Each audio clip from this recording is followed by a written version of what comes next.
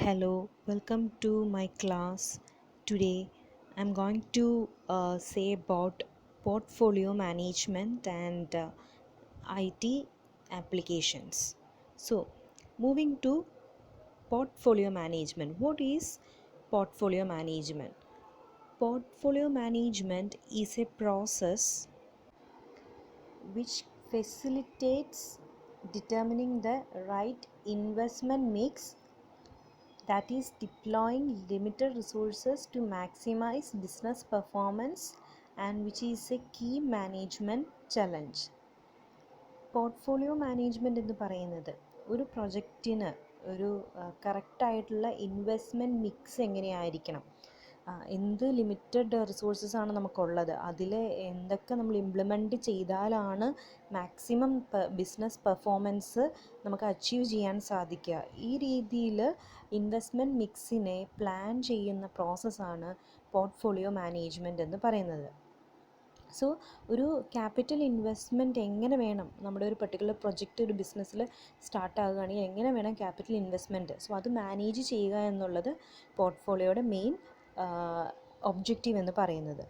So project portfolio management entails balancing resources, business needs, business risk, and changing parameters, while at the same time maximizing the return on investment. Complete കാര്യങ്ങൾ, അതായത് നമുക്കിടെ resources, ഓർഗനൈസേഷൻ്റെ റിസോഴ്സസിനെ balance ചെയ്യുന്നു, business need analyse ചെയ്യുന്നു, business റിസ്കുകൾ, changing parameters, എന്തൊക്കെ ഫാക്ടേഴ്സാണ് affect ചെയ്യാനുള്ള ആ കാര്യങ്ങൾ എല്ലാം manage ചെയ്യുന്നതാണ് പ്രൊജക്റ്റ് പോർട്ട്ഫോളിയോ മാനേജ്മെൻറ്റ് എന്ന് പറയുന്നത്. സോ പോർട്ട്ഫോളിയോ മാനേജ്മെൻറ്റ് എന്ന് പറയുന്നത് basically financial and investment departments അല്ലെങ്കിൽ കമ്മ്യൂണിറ്റീസിലാണ് കൂടുതലായിട്ട് യൂസ് ചെയ്യുന്നത്. എന്തിനു വേണ്ടിയിട്ടാണെന്ന് വെച്ചാൽ managing the asset and also including choosing and monitoring appropriate investment and allocating funds. ഏതൊക്കെ തലങ്ങളിലാണ് ഇൻവെസ്റ്റ്മെൻറ്റ് ചെയ്തിരിക്കുന്നത്, എവിടെയൊക്കെ ചെയ്യണം, ചെയ്തവയെ കൂടുതലായിട്ട് മോണിറ്റർ ചെയ്യുന്നു, അതിനുശേഷം പ്രോപ്പറായിട്ട്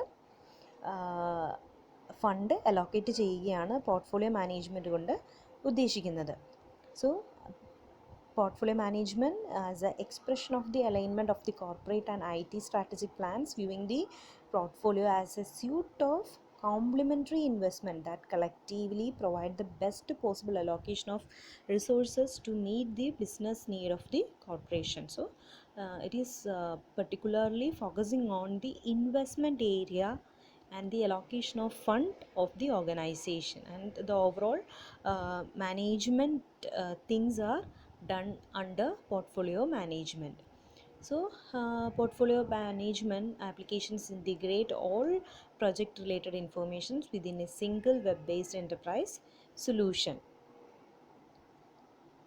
Portfolio management is also considered as a discipline.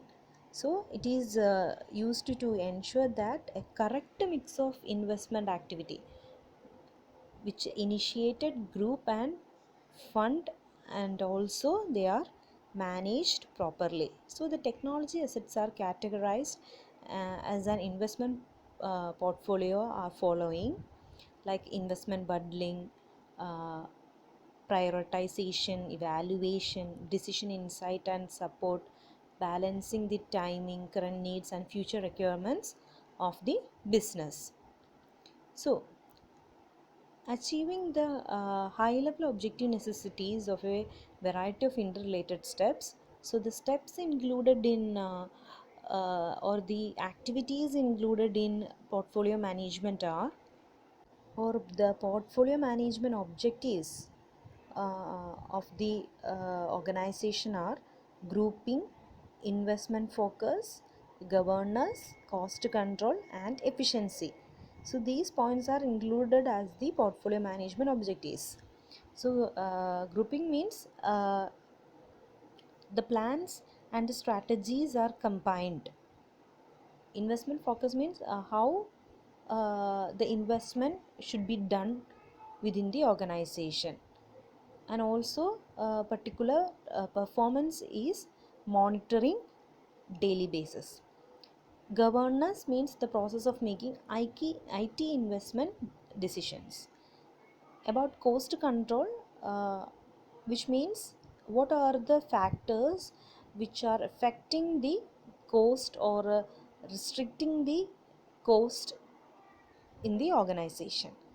Next is efficiency, evaluating the financial resources and leveraging wherever that is possible. Next is the various methods. There are two types of methods used for create and balancing the portfolio. First one is financial portfolio analysis and top down or bottom up analysis.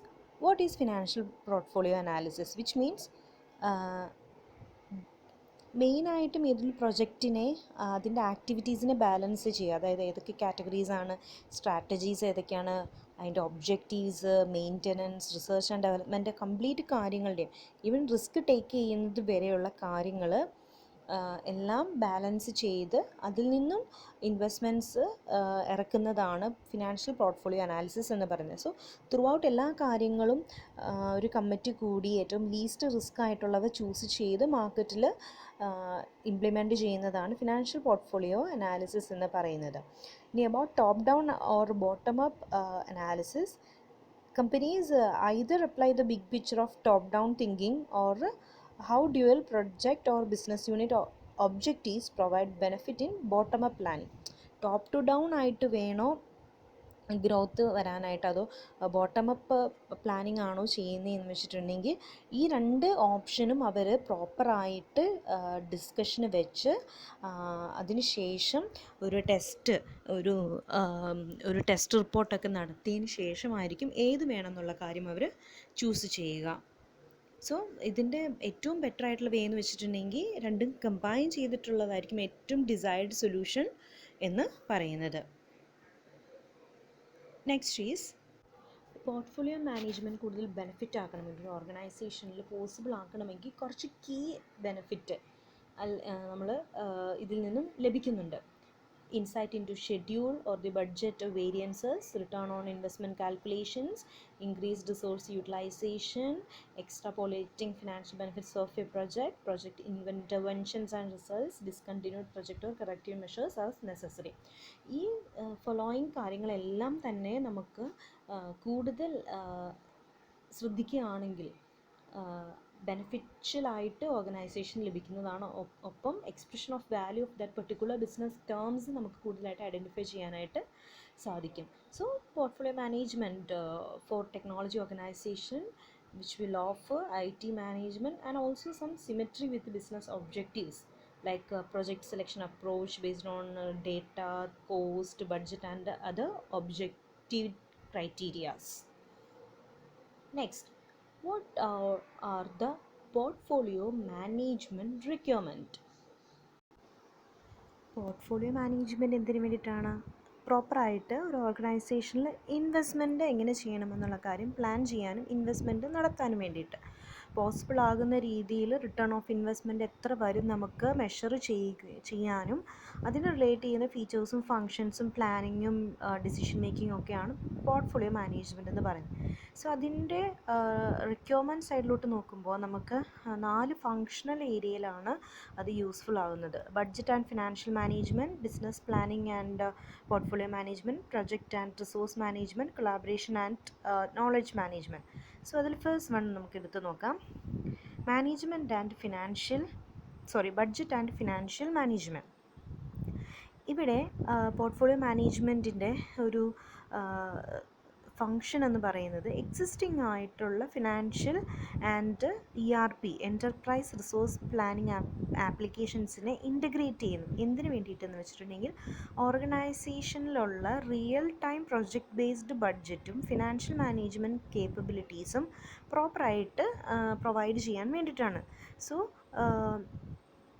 ഈ രീതിയിൽ ചെയ്യുകയാണെങ്കിൽ നമുക്കൊരു accurate ആയിട്ടുള്ള informations ലഭിക്കുന്നതിനോടൊപ്പം തന്നെ ഓർഗനൈസേഷൻ്റെ എല്ലാ കാര്യങ്ങളിലും better and faster business decisions എടുക്കുന്നതിനും ഒപ്പം മാക്സിമം ഇൻവെസ്റ്റ്മെൻറ്റ് ചെയ്തിരിക്കുന്ന നമുക്ക് റിട്ടേൺ കിട്ടാനുമുള്ള ഒരു എളുപ്പ വഴിയാണ് budget and financial management. So financial part ഒരു ഓർഗനൈസേഷന് പ്രോപ്പർ വേയിൽ യൂട്ടിലൈസ് ചെയ്യാനും റിട്ടേൺ ഓൺ ഇൻവെസ്റ്റ്മെൻറ്റ് ഇൻക്രീസ് ചെയ്യാനും ഇത് ഹെൽപ്പ് ചെയ്യുന്നു.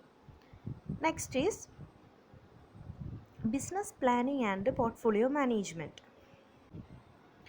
ഒരു ഓർഗനൈസേഷനിലെ റിട്ടേൺ ഓൺ ഇൻവെസ്റ്റ്മെൻറ്റിൻ്റെ കാര്യങ്ങൾ ഡിഫൈൻ ചെയ്ത് ഇവാലുവേറ്റ് ചെയ്ത് ഓരോ പോർട്ട്ഫോളിയോ പ്രൊജക്റ്റുകളും മോണിറ്റർ ചെയ്യുകയൊക്കെയാണ് business planning and portfolio management എന്ന് പറയുന്നത്. ബിസിനസ് പ്ലാനിങ് എന്ന് പറയുമ്പോൾ എന്താണ് അതിൻ്റെ definition, scope, risk, objectives, goals, values, principles എല്ലാം ഡിഫൈൻ ചെയ്ത് പ്രോപ്പർ വേയിൽ അത് മാനേജ് ചെയ്യുന്നു.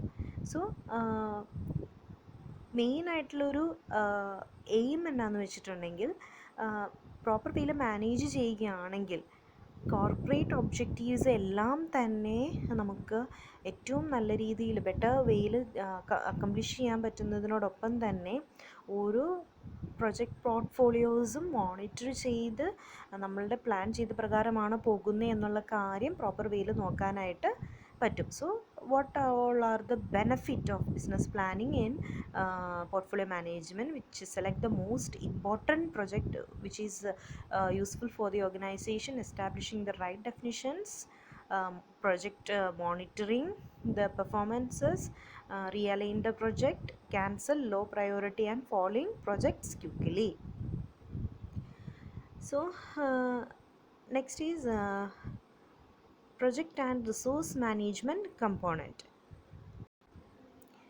ഇവിടെ പോർട്ട്ഫോളിയോ മാനേജ്മെൻറ്റ് ആപ്ലിക്കേഷൻ വരുന്നത് എന്താണെന്ന് വെച്ചിട്ടുണ്ടെങ്കിൽ പ്രൊജക്റ്റ് റിലേറ്റ് ചെയ്യുന്ന ആക്ടിവിറ്റികളുടെ ഓരോ മൂവ്മെൻറ്റും റെക്കോർഡ് ചെയ്ത് പ്രൊജക്റ്റ് ഷെയർ ഹോൾഡേഴ്സിനെ ഏത് ലെവലിലാണ് അവർ നിൽക്കുന്നത്, അവരെങ്ങനെ ഒക്യുപ്പൈ ചെയ്യണം, റെലവൻ്റ് ആയിട്ടുള്ള ഇൻഫർമേഷൻസ് ഏതൊക്കെയാണ്, ആക്ഷനബിൾ ആയിട്ട് എന്തൊക്കെ ഇൻഫർമേഷൻസ് നമുക്ക് എടുക്കണം എന്നുള്ള കാര്യം ബെറ്റർ ആൻഡ് ഫാസ്റ്റർ ഡിസിഷൻ മേക്കിങ്ങിനും ഒപ്പം പ്രൊജക്റ്റ് മാനേജ്മെൻറ്റ് ലൈഫ് സൈക്കിളിനെ ഇമ്പ്രൂവ് ചെയ്യണം. പ്രൊജക്റ്റ് മാനേജ്മെൻറ്റ് ലൈഫ് സൈക്കിൾ എന്ന് പറഞ്ഞിട്ടുണ്ടെങ്കിൽ ഒരു പ്രൊജക്റ്റ് സ്റ്റാർട്ട് ചെയ്ത് അത് അവസാനിക്കുന്നോടം വരെയുള്ള എല്ലാ അതിൻ്റെ ലെവലിലും വേണ്ടതായിട്ടുള്ള പ്ലാനിങ് ചെയ്യുന്നതാണ് പ്രൊജക്റ്റ് ആൻഡ് റിസോഴ്സ് മാനേജ്മെൻറ്റ് എന്ന് പറയുന്നത്.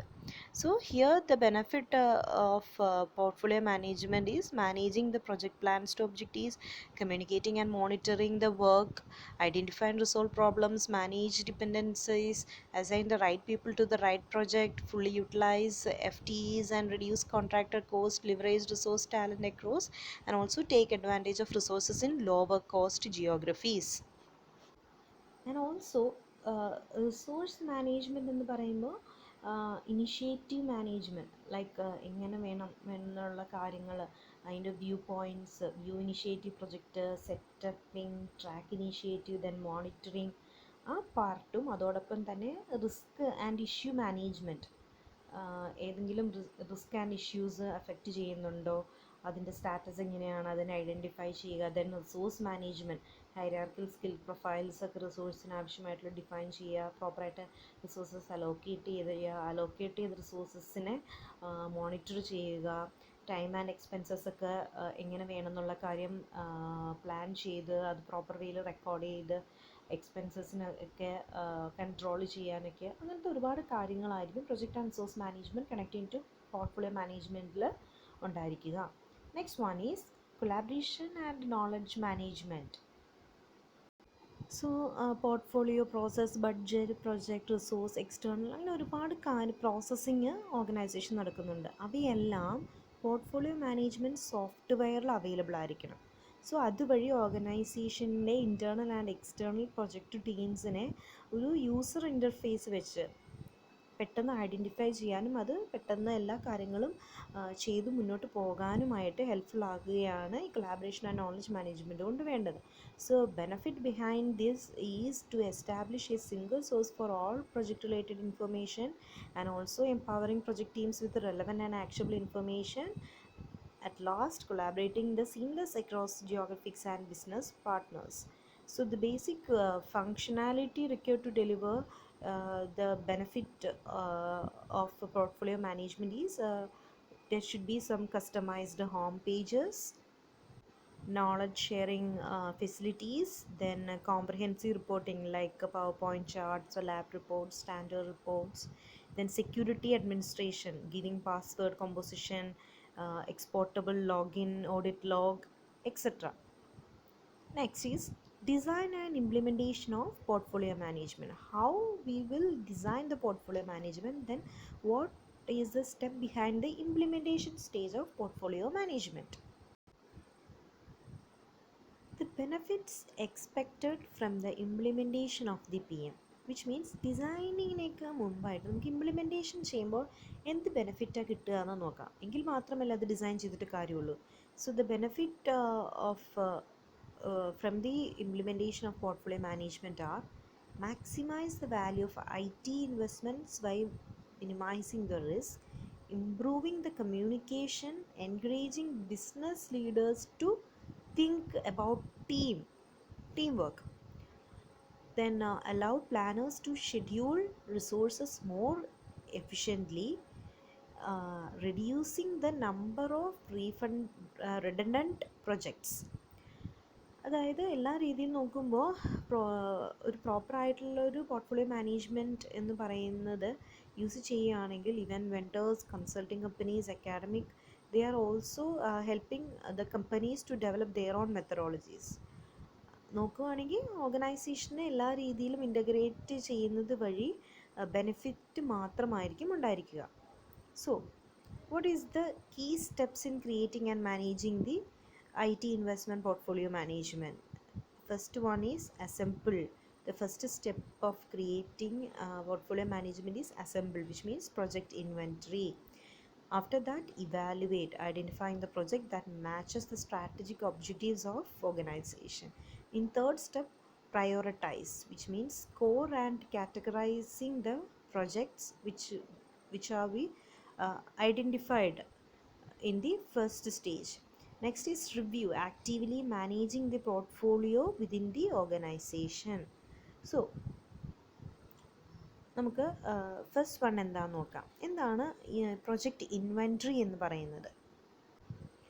ലൈക്ക് പോർട്ട്ഫോളിയോ മാനേജ്മെൻറ്റ് തുടങ്ങുന്നത് ഒരു ഡീറ്റെയിൽഡ് ആയിട്ടുള്ളൊരു ഒരു inventory analysis of the company നടത്തിയിട്ടായിരിക്കും. ലൈക്ക് അതിൻ്റെ ഡേറ്റാബേസ് എങ്ങനെയാണ്, name, estimated cost, business objective, return on investment എത്ര പ്രതീക്ഷിക്കുന്നു, ബിസിനസ് ബെനിഫിറ്റുകൾ എന്തൊക്കെയാണ്, എന്തൊക്കെ കോമ്പറ്റീറ്റേഴ്സ് ആണുള്ളത്, കമ്പനി എന്തൊക്കെ രീതിയിലാണ് ഇൻഫോർമേഷൻസ് യൂസ് ചെയ്യുന്നത്, ഏതൊക്കെ റീജിയൻസിലാണ് ബിസിനസ് ഉള്ളത്, ഇങ്ങനത്തെ കാര്യങ്ങളെല്ലാം ഇൻവെസ്റ്റ്മെൻറ്റ് റിലേറ്റ് ചെയ്യുന്ന എല്ലാ കാര്യങ്ങളെയും പറ്റിയും ഡിസൈഡ് ചെയ്യുന്നു. അതിനുശേഷം പ്രോപ്പറായിട്ടുള്ള ഒരു strategic objectives relating to good inventory collect ചെയ്യുന്നു.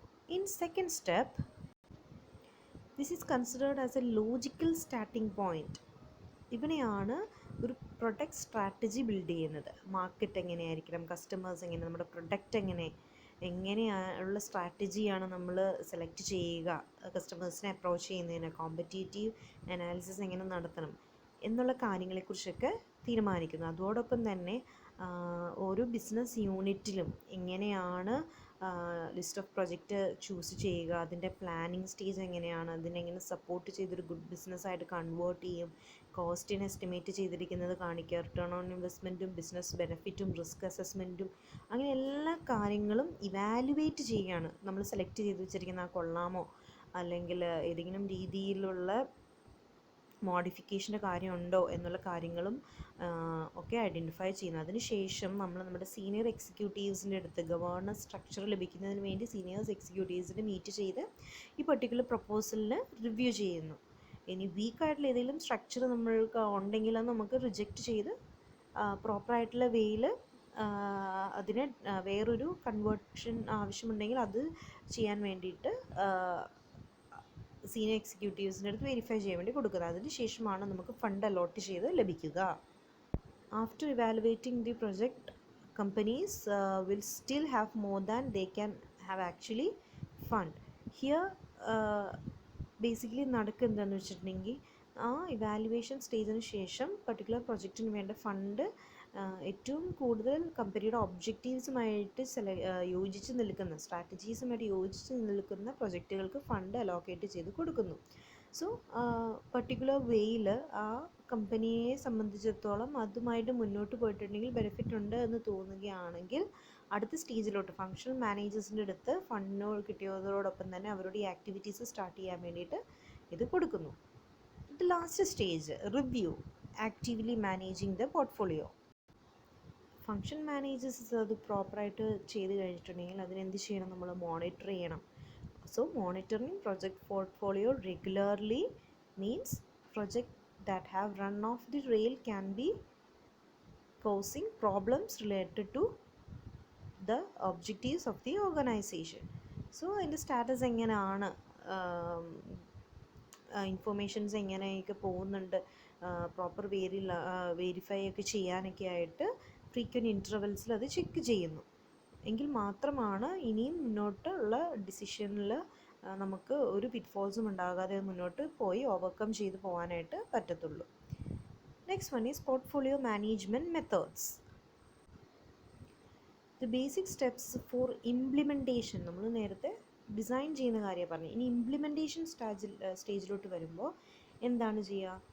Collect and identifying all ongoing and proposed project or opportunities.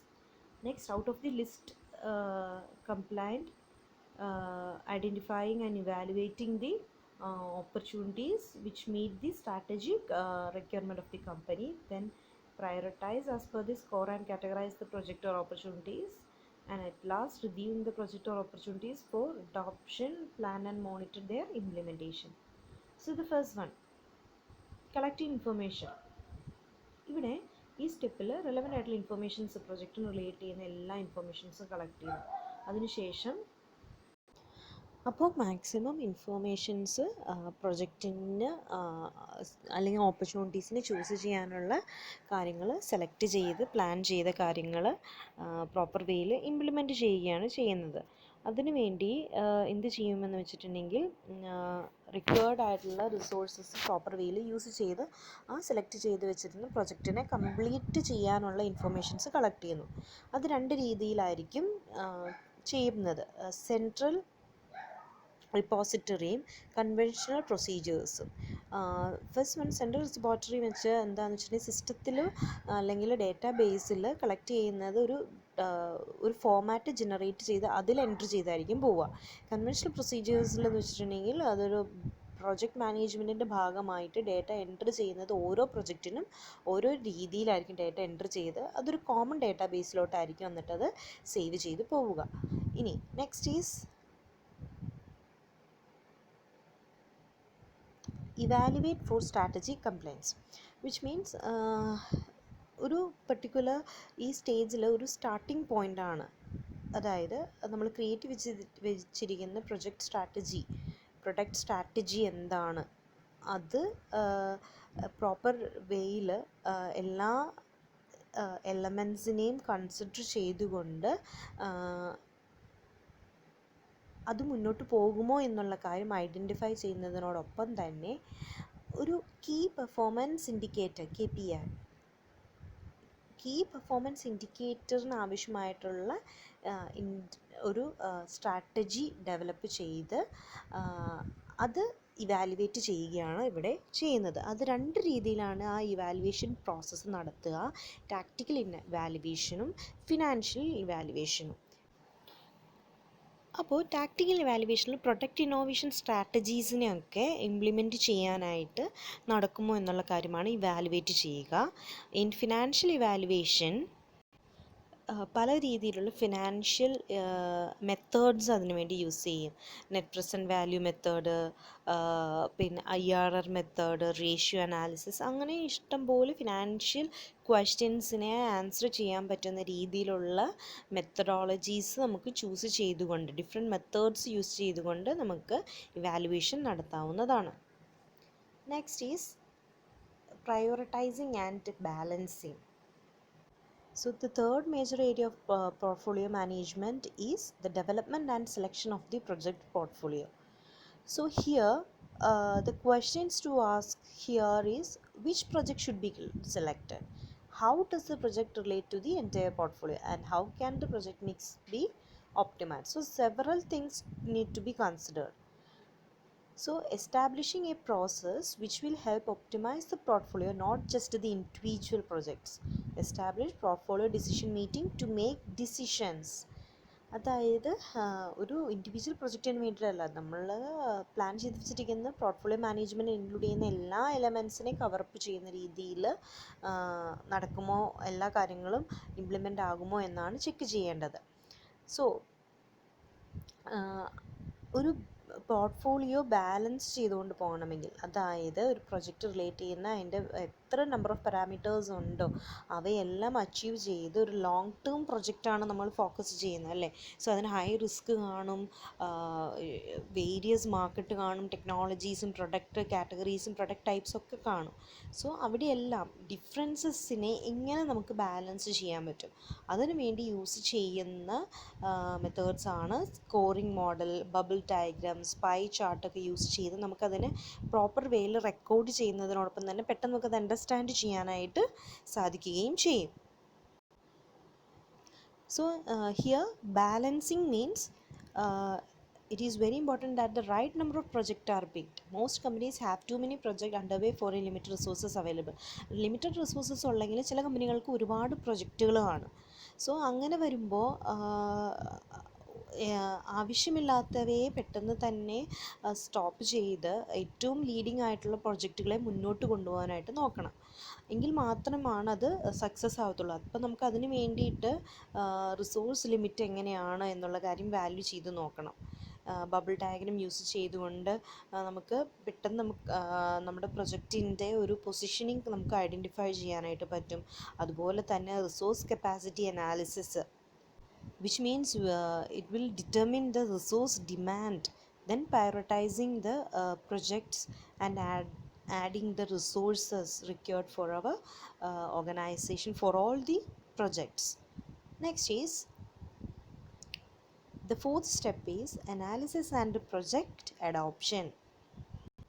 So ഒരു ഓർഗനൈസേഷൻ പ്രയോറിറ്റൈസ് ചെയ്ത ലിസ്റ്റ് ഓഫ് പ്രൊജക്റ്റ് തീരുമാനിച്ചു കഴിഞ്ഞു. Then we need to determine whether the cutoff is based on the business plan and the planned level of investment of the resources available. നമ്മൾ ഇവിടെ വെച്ച് വേണം cut off തീരുമാനിക്കാൻ. അതിനുശേഷമായിരിക്കും ഏറ്റവും high priority പ്രൊജക്റ്റുകൾ നമ്മൾ choose ചെയ്യുന്നു, അതിനെ അനലൈസ് ചെയ്ത് ചെക്ക് ചെയ്ത് ഇംപ്ലിമെൻറ്റ് ചെയ്യുക. സോ ഫസ്റ്റ് സ്റ്റേജിൽ നമ്മൾ നോക്കുകയാണെങ്കിൽ നമ്മൾ കുറേ ലിസ്റ്റ് ഇട്ടതിൽ നമ്മൾ അതിനൊന്ന് ഡിവൈഡ് ചെയ്ത് നോക്കുക. ലൈക്ക് ഏതാണ് ലീസ്റ്റ് പ്രൊഡക്ടിവിറ്റി കാഴ്ചവെക്കുക, ഏതാണ് ഹയർ ആയിട്ടുള്ളത് എന്നുള്ള കാര്യം നമ്മൾ ഡിസൈഡ് ചെയ്യുക. എന്നിട്ട് അതിനെ ഡിസൈൻ ചെയ്ത് ഇംപ്ലിമെൻറ്റ് ചെയ്യാനായിട്ട് ശ്രദ്ധിക്കുക. Maybe top right or bottom right choose ചെയ്തുകൊണ്ട് നമുക്ക് അതിൻ്റെ ഇമ്പാക്റ്റ്, ഓവറോൾ ഇമ്പാക്റ്റ് അനലൈസ് ചെയ്തിട്ടുണ്ടെങ്കിൽ മനസ്സിലാകും ഈ പോർട്ട്ഫോളിയോ മാനേജ്മെൻറ്റ് യൂസ് ചെയ്ത് നമ്മൾ സെറ്റ് ചെയ്ത ഈ ഒരു ഐഡിയ വർക്കൗട്ട് ആകുമോ ഇല്ലയോ എന്നുള്ള കാര്യം. അതുപോലെ തന്നെ പ്രൊജക്റ്റിൻ്റെ കംപ്ലീറ്റ് ഷെഡ്യൂളിങ്, ഇപ്പം ടോപ്പിൽ നിന്ന് സ്റ്റാർട്ട് ചെയ്ത് എൻഡ് ചെയ്യുന്നത് എങ്ങനെയാണ് എന്നുള്ള കാര്യമൊക്കെ തീരുമാനിക്കുന്നത് ഈ സ്റ്റേജിലാണ്. Next is risk management. So ഒരു ഓർഗനൈസേഷനെ സംബന്ധിച്ച് ഒരുപാട് റിസ്കുകൾ എഫക്റ്റ് ചെയ്യാം. സോ ഇപ്പം ഒരു ഇൻഫർമേഷൻ ടെക്നോളജി പ്രകാരം ഒരു പരിധിവരെ ട്രാൻസാക്ഷൻ റിസ്കുകൾ, ഓപ്പറേഷണൽ റിസ്കുകളൊക്കെ ഉണ്ടാകാം. പക്ഷേ അതിനെയൊക്കെ കൺട്രോൾ ചെയ്യാനായിട്ട് പറ്റും. എന്താണ് ഓപ്പറേഷണൽ റിസ്ക് എന്ന് പറയുന്നത്? It is otherwise known as transaction risk, which means risk of loss resulting from inadequate or failed process, people or system. The root cause can be either internal or external events. Operational risk is present across all business line. Particular കാര്യം, operations അല്ലെങ്കിൽ നമ്മുടെ ഓർഗനൈസേഷനെ സംബന്ധിച്ച് ഏതൊരു activity നടക്കുമ്പോൾ failed process ആകാം, അല്ലെങ്കിൽ പീപ്പിളിൻ്റെ ഭാഗത്തു നിന്നുള്ളതായിരിക്കും, അല്ലെങ്കിൽ സിസ്റ്റം ഫെയിലിയർ കൊണ്ടോ പല രീതിയിലുള്ള റിസ്കുകൾ എഫക്റ്റ് ചെയ്ത് നമ്മുടെ ഓർഗനൈസേഷൻ ഓരോ ആക്ടിവിറ്റീനെ എഫക്റ്റ് ചെയ്യാനായിട്ട് പറ്റുന്നതാണ്. ഓപ്പറേഷൻ റിസ്ക് എന്ന് പറയുന്നത് മേ ബി ഫ്രോഡുലൻ്റ് ആക്ടിവിറ്റീസ് അല്ലെങ്കിൽ എന്തെങ്കിലും എറർ വന്ന് സംഭവിക്കാവുന്നതാണ്. So management's inability to maintain a competitive position, to manage information or to deliver product and services can also create component compound operational risk പല രീതിയിൽ product and services പറഞ്ഞ സമയത്ത് delivery ചെയ്യാൻ പറ്റിയില്ലെങ്കിൽ നമ്മളുടെ ഇൻഫർമേഷൻസ് ആൻഡ് നോളജ് പ്രോപ്പർ വേയിൽ എന്താ പറയുക മാനേജ് ചെയ്യാൻ പറ്റും, ഇതെല്ലാം റിസ്കിൽ ഇൻവോൾവ് ചെയ്യുന്നതാണ്. പിന്നെ എന്താണ് weak operational risk management can result in sustainable losses from a number of IT threat including business disruption or improper business practices. നമ്മുടെ ഓർഗനൈസേഷനെ സംബന്ധിച്ച് ഓപ്പറേഷണൽ പ്ലാനിങ് ആൻഡ് ഇംപ്ലിമെൻറ്റേഷൻ അല്ലെങ്കിൽ ഓപ്പറേഷനെ അഫക്റ്റ് ചെയ്യുന്ന റിസ്കുകളൊക്കെ ഉണ്ടാവുക എന്ന് വെച്ചിട്ടുണ്ടെങ്കിൽ നമ്മൾ മാർക്കറ്റിങ്ങിനെ തന്നെ നമ്മൾ വാനിഷായി പോകാനുള്ള സാധ്യതകളുണ്ട്. So it includes not only the back office operation and transaction processing but also the area such as customer service, system development and support, internal control and process and capacity planning. So നമ്മൾ ഇപ്പോൾ back office operations മാത്രമൊന്നും അല്ല നമുക്ക് risk ആയിട്ട് പറയാൻ പറ്റുന്ന എല്ലാ രീതിയിൽ customer service ആണെങ്കിലും സിസ്റ്റം ഡെവലപ്മെൻറ്റിൻ്റെ support, internal external control, capacity planning, production planning, അങ്ങനെ ഒരുപാട് കാര്യങ്ങൾ ഓപ്പറേഷൻ റിസ്കിൽ ഉൾപ്പെടുന്നതാണ്. ഒപ്പം affect the credit compliance, strategic reputation and market risk also. So management should be aware of the implication and operational risk including the liquidity, interest and price risk like credit and market risk should be checked from external changes in market and industries. Then reputation risk, എന്തെങ്കിലും ഡിലേയോ ഒമിഷനോ ഒക്കെ സംഭവിച്ചിട്ടുണ്ടെങ്കിൽ പബ്ലിക്കിന് അതിനെക്കുറിച്ച് അറിവുണ്ടായാൽ അത് ഇപ്പം directly നമ്മുടെ business പാർട്ട്നേഴ്സിനെയും കസ്റ്റമേഴ്സിനെയും നമ്മുടെ കൺസ്യൂമേഴ്സിനെയും ഒക്കെ അഫക്റ്റ് ചെയ്യും. ദെൻ സ്ട്രാറ്റജിക് റിസ്ക്, നമ്മളുടെ ഇന്നാക്യുറേറ്റ് ആയിട്ടുള്ള ഇൻഫോർമേഷനും അനാലിസിസും ഒക്കെയാണ് ഉണ്ടായിരിക്കുന്നതെങ്കിൽ, പുവർ സ്ട്രാറ്റജിക് ഡിസിഷൻ മേക്കിംഗ് ആണ് ഉണ്ടായിരിക്കുന്നതെങ്കിൽ നമ്മുടെ ഹോൾ ബിസിനസ്സിൻ്റെ ഇൻഫ്രാസ്ട്രക്ചറിനെ തന്നെ അത് എഫക്റ്റ് ചെയ്യും. Next is compliance legal risk. ഒരു ഇൻസ്റ്റിറ്റ്യൂഷൻ്റെ ഇന്നബിലിറ്റി ചൂണ്ടിക്കാണിക്കുകയാണെങ്കിൽ നമ്മൾ പല രീതിയിലുള്ള റെഗുലേറ്ററി ആൻഡ് ലീഗൽ കാര്യങ്ങളിൽ നമ്മൾ ചെന്നെത്തും. Like civil and criminal liability വരെ നമുക്ക് വന്നുപെടാനുള്ള സാധ്യതകളുണ്ട്. So IT risk management process, the institution should follow some points for the increasing of ability, or the senior manager should identify, measure and control and monitor the technologies for avoiding the risk that will create safety and soundness for an organization. So the first point is plan for use of technology in proper way, assess the risk associated with technology, deciding how to implement the technology in the organization, then establish a process to measure and monitor that particular risk. And also all organization should have an effective planning process which will align IT and business objectives togetherly. Then there should be an ongoing risk assessment process which will evaluate the environment and potential changes. Then technology implementation procedures should be implemented which include the appropriate control over the risk, and last measurement and monitoring effort which effectively identify a way for managing the risk in the organization. Next, risk analysis. What do you mean by risk analysis? Risk analysis means analysis should identify various event or threat that could negatively affect the institution's strategy or operations. ഒരു ഏതെങ്കിലും risk may be ഇവൻറ്റിലോ അല്ലെങ്കിൽ നമ്മൾ affect ചെയ്യാൻ പറ്റുന്ന ഏതെങ്കിലും ത്രെറ്റും ആകാം, അത് നമ്മുടെ ഇൻസ്റ്റിറ്റ്യൂഷൻ എല്ലാ രീതിയിലും സ്ട്രാറ്റജിക്കലി ഓപ്പറേഷണലി ഒരു നെഗറ്റീവ് ഇമേജ് ആണ് അല്ലെങ്കിൽ ഒരു നെഗറ്റീവ് ഇഫക്റ്റ് ആണോ ഉണ്ടെങ്കിൽ അതിനെ അനലൈസ് ചെയ്യുന്നതാണ് റിസ്ക് അനാലിസിസ് എന്ന് പറയുന്നത്. So the management should evaluate the likelihood of various events and rank the possible impact. Some examples of events that could affect the institution means security breaches, system failures, external events, technology investment mistakes, system development and implementation problem, and also capacity shortages.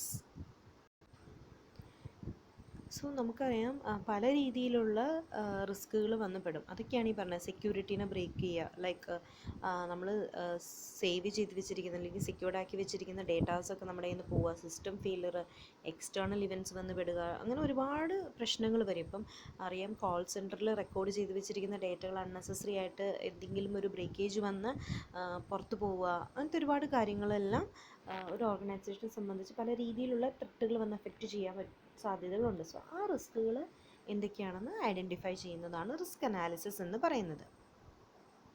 So risk assessment results should be a major factor in decision making. So റിസ്കിനെ analysis ചെയ്തു, അതിനെ assess ചെയ്ത് അതിനുശേഷം നമ്മൾ decision മേക്കിങ്ങിൽ എന്തൊക്കെ factors ആണ് നമ്മൾ consider ചെയ്യേണ്ടത്. Like technology, budgeting, investment, contingency planning, policies and procedures for the organization, internal controls, staffing and expertising, insurance, maintaining IT performance, service levels for internal and outsourced IT services, policy enforcement and compliances. Moreover, ഇവിടെ എല്ലാം വേണ്ടത് ഒരു monitoring ആണ്. Monitoring term എന്താണ് indicate ചെയ്യുന്നത്? Maximum റിസ്കുകളെ avoid ചെയ്യാനായിട്ട് proper വേയിൽ monitoring ചെയ്യുക. ഐഡൻറ്റിഫൈഡ് ഒബ്ജക്റ്റീവ്സ് കംപ്ലീറ്റ് ആകുന്നുണ്ടോ, പ്രോസസ്സ് എല്ലാം കംപ്ലീറ്റ് ആകുന്നുണ്ടോ, അതൊരു മോണിറ്ററിങ് എന്ന് പറയുന്ന ഡിപ്പാർട്ട്മെൻറ്റിലും ഈവൻ ഓർഗനൈസേഷനും ഒരു ഓൺഗോയിങ് പ്രോസസ്സ് ആയിരിക്കണം. എങ്കിൽ മാത്രമാണ് അതിൽ നിന്നും റിപ്പോർട്ട് ജനറേറ്റ് ചെയ്ത് നമുക്ക് പീരിയോഡിക് ബേസിസിൽ മാനേജ് ചെയ്യാനായിട്ട് പറ്റത്തുള്ളൂ. ഈ മോണിറ്ററിങ് ഒരു ഓൺഗോയിങ് ആയിട്ട് നടക്കുകയാണെങ്കിൽ ഷുവറാണ് റിസ്ക് അസസ്മെൻറ്റ് പ്രോസസ്സ് പ്രോപ്പർ വേയിൽ നടത്താനും റിസ്കിനെ അവോയ്ഡ് ചെയ്യാനായിട്ടും പറ്റും. സോ മോണിറ്ററിങ് ചെയ്യുമ്പോൾ എന്തായിരിക്കും അവിടെ ഉണ്ടാകുന്ന ഒരു എഫക്റ്റ്, ഒരു കീ എലമെൻറ്റ്സ് അവിടെ എന്തായിരിക്കും? നമുക്ക് കറക്റ്റീവായിട്ടുള്ള ആക്ഷൻ പ്ലാനുകൾ എടുക്കാൻ പറ്റും. അതോടൊപ്പം തന്നെ നമ്മളുടെ അസൈൻമെൻറ്റിനെ പറ്റിയുള്ള ക്ലിയർ റെസ്പോൺസിബിലിറ്റിയും അതിൻ്റെ ഒബ്ജക്റ്റീവ്സും നമുക്ക് പ്രോപ്പർ വേയിൽ മെൻഷൻ ചെയ്യാൻ പറ്റും. ഒപ്പം എന്തായിരിക്കും, റിപ്പോർട്ട് നമുക്ക് ജനറേറ്റ് ചെയ്യാൻ പറ്റും. ഇതിനെ റിലേറ്റ് ചെയ്യുന്ന റിപ്പോർട്ട് നമുക്ക് ജനറേറ്റ് ചെയ്യാനായിട്ട് സാധിക്കും. Next is IT controls implementation. അതായത് കുറച്ച് ഇപ്പം ഇൻറ്റേർണൽ ആൻഡ് എക്സ്റ്റേർണൽ സിറ്റുവേഷനെ IT-യുമായിട്ട് കണക്ട് ചെയ്യുമ്പോൾ നമുക്ക് റിസ്കിനെ നമുക്ക് കൺട്രോൾ ചെയ്യാൻ പറ്റും IT-യുടെ സഹായത്തോടു കൂടി. അതെങ്ങനെയൊക്കെയാണെന്ന് നോക്കാം. First one is policy, standards and procedures. അതായത് മാനേജ്മെൻറ്റിൻ്റെ ഭാഗത്തു നിന്നും അല്ലെങ്കിൽ ഓർഗനൈസേഷൻ്റെ ഭാഗത്തു നിന്നും ഒരു കംപ്ലീറ്റ് ആയിട്ടുള്ള പോളിസി, പ്രൊസീജിയേഴ്സ്, ഒരു സ്റ്റാൻഡേർഡ് അല്ലെങ്കിൽ വാല്യൂസ് ഒക്കെ ജനറേറ്റ് ചെയ്യുകയാണെങ്കിൽ they should be written and frequently communicated that policy to the employees. Proper വേയിൽ അവർക്ക് ഡ്യൂട്ടി അസൈൻ ചെയ്ത് കൊടുക്കുക, എംപ്ലോയീസിനെ കോർഡിനേറ്റ് ചെയ്യുക, അവരുടെ പെർഫോമൻസ് എഫക്റ്റീവ് ആയിട്ടാണോ എന്ന് നോക്കുക, അവർക്ക് ട്രെയിനിങ് കൊടുക്കുക, അങ്ങനത്തെ ഒരുപാട് കാര്യങ്ങൾ ചെയ്യുകയാണെങ്കിൽ നമുക്കൊരു പരിധി വരെ റിസ്കിനെ കൺട്രോൾ ചെയ്യാനായിട്ട് പറ്റും. So management should adopt and enforce appropriate policies and procedures to manage technology risk. So the effectiveness of these policies and procedures depends largely on whether they are used by internal staff and vendors. So clearly written and frequently communicated the policy can establish clear assignment of duties, help employees to coordinate and perform their tasks effectively and consistently, and aid in the training of new employees. So here senior management, they are ensuring the policy and procedure and system are current and well documented. Next, internal controls. അതായത് ഒരു ഇൻസ്റ്റിറ്റ്യൂഷനെ സംബന്ധിച്ചിടത്തോളം പ്രോപ്പറായിട്ടുള്ള ഒരു control അല്ലെങ്കിൽ ഒരു റിസ്കിനെ കുറയ്ക്കാനായിട്ടുള്ള രീതിയിലുള്ള technologies use ചെയ്യുക. Control means which include the clear and measurable performance goal. There should be an allocation of specific responsibility and independent mechanism for both measuring the risk and minimizing the risk. And also management should re-evaluate the controls periodically. Some of the general control include reporting effectiveness to the board of directors, periodic review and updating that policies, standards and practices, then regular review of internal and third party audit results, then after that review of service level agreements, and also review of control metrics including the issues, the corrective action plans, etc. So adding this internal control senior മാനേജ്മെൻറ്റിൻ്റെ ഭാഗത്തു നിന്നും structure ചെയ്യപ്പെടേണ്ട കുറച്ച് കാര്യങ്ങളുണ്ട്. like personal create, then transmit and store or records transactions in a safe and sound manner, then adequate segregation of duties exit, MIS data which are reliable and reporting cycle inadequate, necessary quality check, operating procedures are in effect to ensure continuity of business, and also institution identify and monitor the high risk condition and function and activities. There's proper adherence to management standard and policies applicable, law and regulations, regulatory statements of policy, and other guidelines. Which means independent audits which can verify these controls exist and functioning effectively. പിന്നെ ഇതിനോട് കൂടെ നോക്കുകയാണെങ്കിൽ personal, അതായത് എംപ്ലോയീസിന് നല്ലൊരു പാർട്ടുണ്ട് റിസ്കിൽ.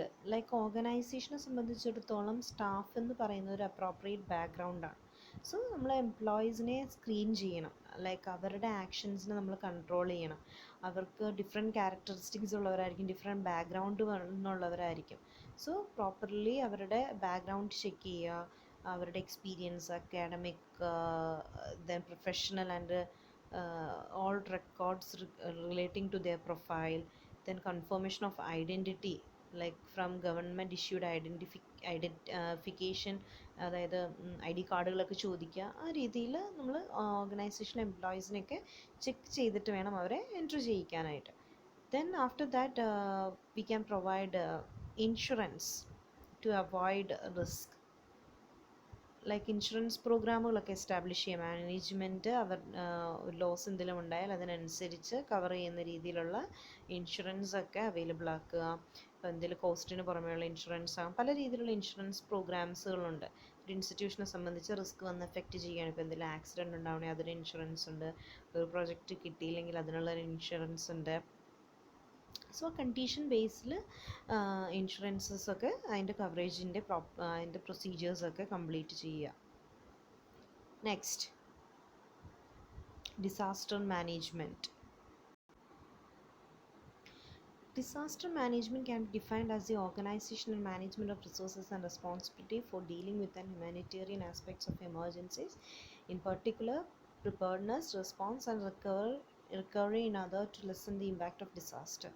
Disaster എന്ന് പറയുന്നത് പെട്ടെന്ന് നമ്മൾ പ്രതീക്ഷിക്കാത്ത സമയത്ത് നമുക്കുള്ള എഫക്റ്റ് ചെയ്യുന്ന എന്തെങ്കിലും ഒരു കോസ് ആണ് ഡിസാസ്റ്റർ എന്ന് പറയുന്നത്. സോ ഡിസാസ്റ്റർ മാനേജ്മെൻറ്റ് ഒരു ഓർഗനൈസേഷനിൽ എന്തിനു വേണ്ടിയിട്ടാണെന്ന് വെച്ചിട്ടുണ്ടെങ്കിൽ, ഇതേ രീതിയിലുള്ള എമർജൻസീസ് വന്നിട്ടുണ്ടെങ്കിൽ അതിനെ റെസ്പോൺസ് ചെയ്യാൻ അല്ലെങ്കിൽ അതിന് റിക്കവർ ചെയ്യാനുള്ള കാര്യങ്ങളാണ് ഡിസാസ്റ്റർ മാനേജ്മെൻറ്റിൽ ചെയ്യപ്പെടുന്നത്. 3 രീതിയിലാണ് സാധാരണ ഡിസാസ്റ്റേഴ്സ് അഫക്റ്റ് ചെയ്യുന്നത്: നാച്ചുറലായിട്ട്, മാൻമെയ്ഡായിട്ട്, പിന്നെ ഹൈബ്രിഡായിട്ട്. So disaster is defined as a sudden misfortune that is ruinous to undertaking. This means that there is little time to react at the time of the misfortune. Then preparations are required to have been made in advance. So disaster management is നമ്മൾ നേരത്തെ മുൻകൂട്ടി കരുതലോടെ ഇരിക്കണം. So the focus should be on disaster planning. The first step in disaster planning to assess risk. നമ്മൾ already പറഞ്ഞു കഴിഞ്ഞു risk എന്താണെന്നുള്ള കാര്യം. Computer or a network disaster typically involves loss of a damage to data, the inability of program to function, loss of data communication. So there are so many problems can occur through computer or network disaster. So through risk assessment, which answers the question that what is the probability a particular disaster is to occur, and how serious will be effect likely to be if it does occur. So among these, a disaster that should be assessed are natural disasters such as flood, fire, earthquake, and man-made disasters such as air conditioning failure, virus, hacking, vandalism. So the line between the two is not clear cut, because a flood can be result a vandalism to water pipe, and a fire can be deliberate set as an act of vandalism. So the second step in disaster planning is risk reduction. First one, risk assessment. The second one is risk reduction. This is achieved by lowering the risk factor by reducing the probability, reducing the effect, or both. So disaster planning ചെയ്തതിന് ശേഷം proper വേയിൽ അതിന് reduce ചെയ്യാനുള്ള factors എന്തൊക്കെയാണെന്ന് identify ചെയ്യുക. For example, while no disaster plan can reduce the probability of an earthquake, like housing the organization in some place, like they should reduce the effect on one.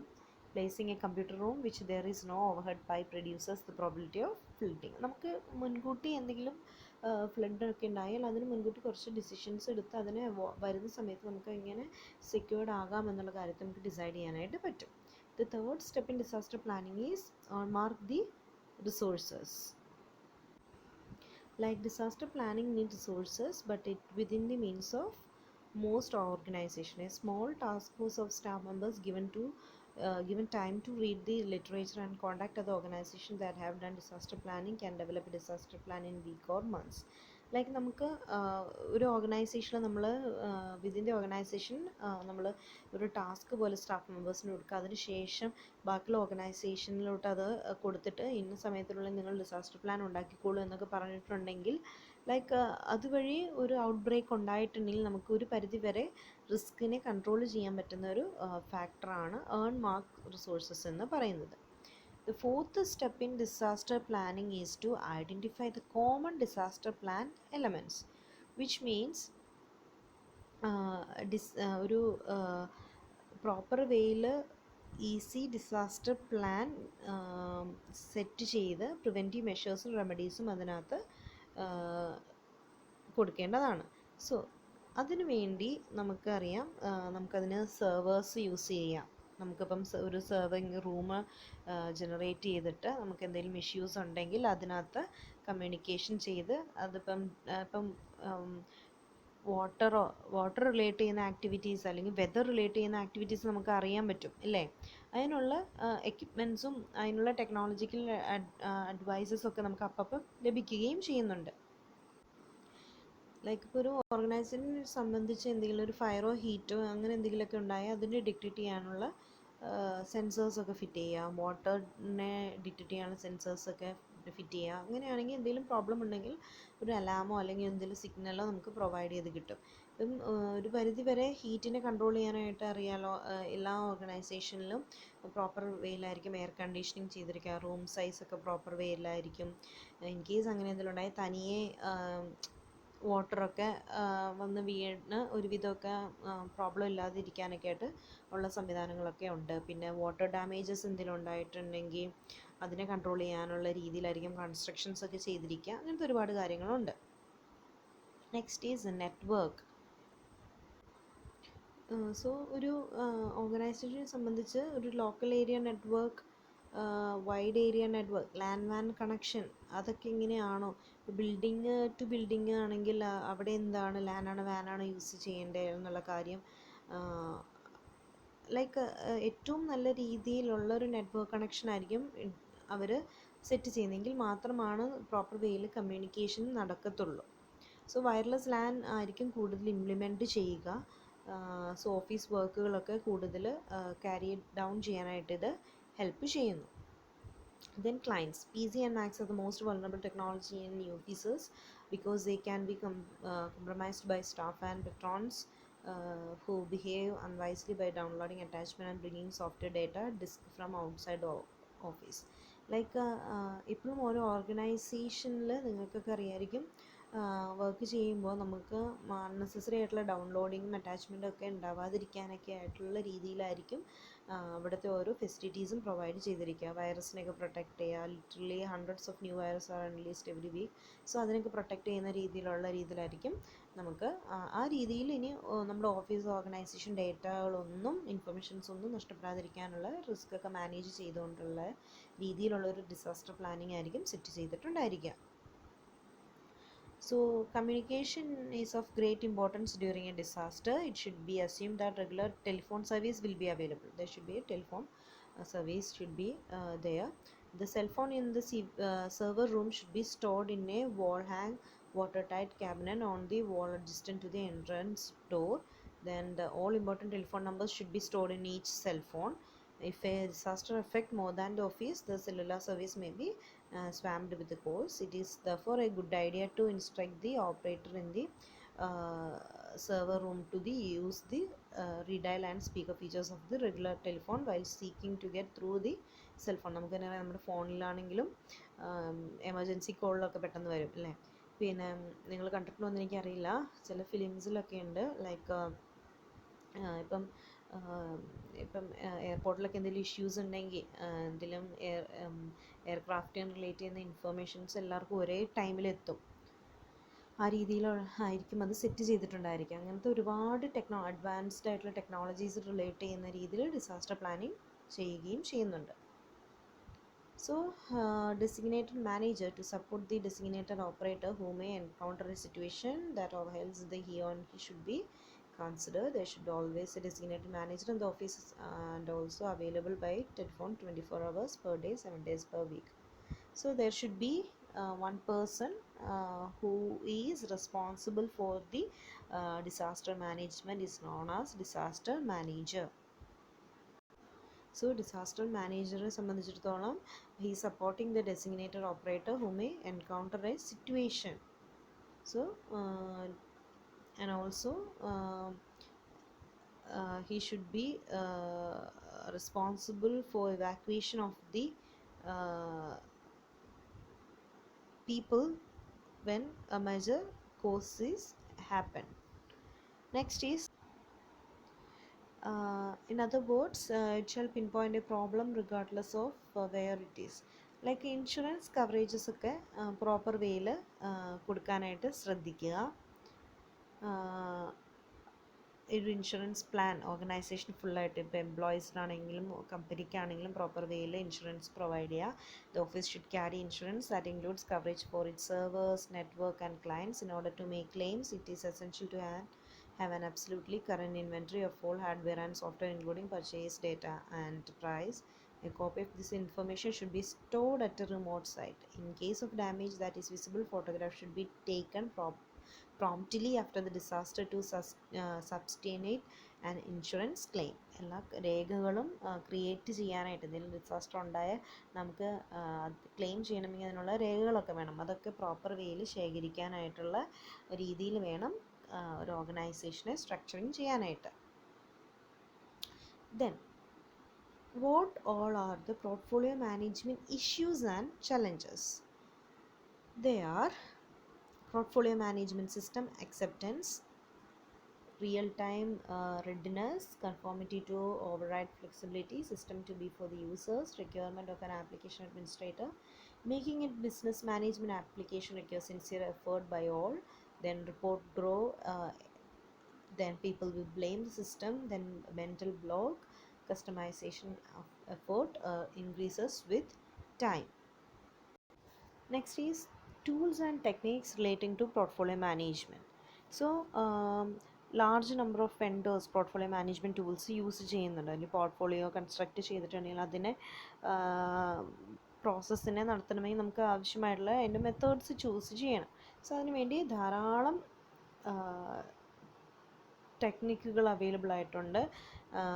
Like ഒരു 3 key requirements, പ്രത്യേകിച്ചും features complete ചെയ്യണമെങ്കിൽ ഒരു 3 key requirements ഈ tools and techniques select ചെയ്യുമ്പോൾ consider ചെയ്യേണ്ടതായിട്ടുണ്ട്. Common ആയിട്ടുള്ള കാര്യങ്ങൾ എന്താണെന്ന് വെച്ചിട്ടുണ്ടെങ്കിൽ, first one is common repository.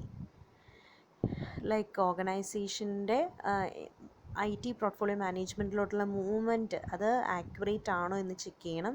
Second one is direct data collection and interchange. Data portfolio management tools ഡയറക്റ്റായിട്ട് എൻറ്റർ ചെയ്യുന്നുണ്ടോ, അല്ലെങ്കിൽ മാനുവലി ആണോ ഇൻപുട്ട് ആകുന്നത് എന്നുള്ള കാര്യങ്ങൾ. ആവശ്യമില്ലാത്ത കറപ്ഷനോ ഓമിഷൻസോ ഉണ്ടെങ്കിൽ അതിലോട്ട് ഡേറ്റ ലീഡ് ചെയ്യാതെ ശ്രദ്ധിക്കുക. Then configurable data views and portals. പ്രോപ്പറായിട്ടുള്ള വേയിൽ പോർട്ട്ഫോളിയോ ടൂൾ സെലക്ട് ചെയ്യുമ്പോൾ ആ റിക്വയർമെൻറ്റ്സ് അനുസരിച്ചുള്ള ഇൻ്റർഫേസിൽ ആ ഡേറ്റ ടാസ്ക്കായിട്ട് റിപ്പോർട്ടായിട്ടൊക്കെ അത് റിപ്പോർട്ട് ചെയ്യണം. എങ്കിൽ മാത്രമാണ് അതിന് പ്രോപ്പർ വേയിൽ മെച്യൂർഡായിട്ട് ഗ്രോ ചെയ്ത് എക്സ്പാൻഡ് ചെയ്യാനായിട്ട് പറ്റത്തുള്ളൂ. So some of the list of major commercial portfolio management tools are Business Engine, Network by Business Engine Corporation, The Edge of IT, Pacific Edge by Software Incorporation, Portfolio Director, PM Office, Portfolio Management Solutions, Project Activator, Project Office. Then UMT, ProSite Portfolio, Posted incorporates team headquarters, and so many softwares are generated by so many corporations. Then next is emerging technologies. So first one is collaboration, which means a number of key collaboration technologies designed to improve the productivity or ultimately transforming the business practices are podcasting, which means which offers a way to subscribe to radio programs and have them delivered to a PC. Like subscribe ചെയ്ത് നമുക്ക് efficient ആയിട്ടുള്ള രീതിയിൽ use ചെയ്യാൻ പറ്റുന്ന രീതിയിലുള്ളതാണ് podcasting എന്ന് പറയുന്നത്. Like ഇപ്പം ടി വി ആഡുകളിലൊക്കെ ആണെങ്കിൽ ഇപ്പം എന്തെങ്കിലും ഡെലിവറി ഒക്കെ നമുക്ക് ചൂസ് ചെയ്യണമെങ്കിലൊക്കെ നമുക്ക് യൂസ് ചെയ്യാൻ പറ്റും. Second one is peer to peer voice over IP, which means services like Skype currently enjoy significant consumer adoption and beginning to make inroads into business landscape. Like these applications are under development, so the security concern will not to be addressed. So it is predicted that the technology will be important for collaboration and multimedia applications. Then desktop research, as we all know that personal knowledge research can individually we can search things in our desktop through Google, Microsoft, then we can use local email, can store the data, we can generate documents, etc. Next is really simple syndication, which means the data format that enables the website to inform subscribers of new content and distributing the content. Then corporate blogging, which involves the use of online personal journals by corporate employees, either individual or in a group form. Next one is wikis. It is a simple text-based collaborative system for managing the hyperlinked collections of web pages, which is usually enable the users to change pages or comments created by other users, and these are becoming available from commercial vendors. So the first one was collaboration, the second one is next generation architecture, which constitute the third big era in the IT industry. Like the emerging technologies which will form the key pillars of new architectures are service oriented architecture, web service enabled business models, extensible business reporting language, business process platform, real web, world web, location aware applications, radio frequency identification, mesh network sensor, etc. So these all are the emerging technologies in IT industry, and these all about portfolio management and IT. Thank you.